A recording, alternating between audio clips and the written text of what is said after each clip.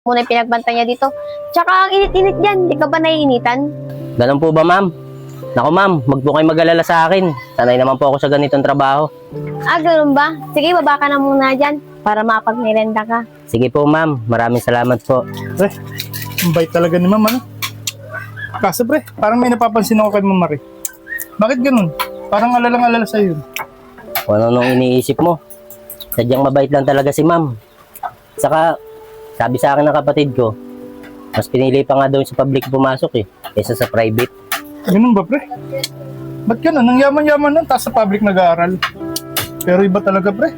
Ibang-iba talaga yung mga tinginan niya sa'yo. Pero alam mo pre, sa tingin ko, may lihim na pagtingin talaga sa'yo yung batang babae na yun. Ano ka ba, pre? Kung ano sinasabi mo, pre? Halos kababatang kapatid ko na yun Saka, malabong mangyari yun. Mayaman siya. Ako, malayong edad namin. Ano ka ba naman pre? Alam mo, pag umira lang pag-ibig, walang pinipiling edad yan. Bata man o matanda. Saka alam mo yung kasabihan na age doesn't matter. Kaya pre, kung totoo man yung hinala ko, sunggaban mo na kagad. Baka yan na talaga yung susi ng pagyaman mo. Bahala ka, pre, sa iniisip mo. Tara na, magtrabaho na tayo. Mauna ka na pre, kakapit pa ako Kung bahala, pre. Sige na.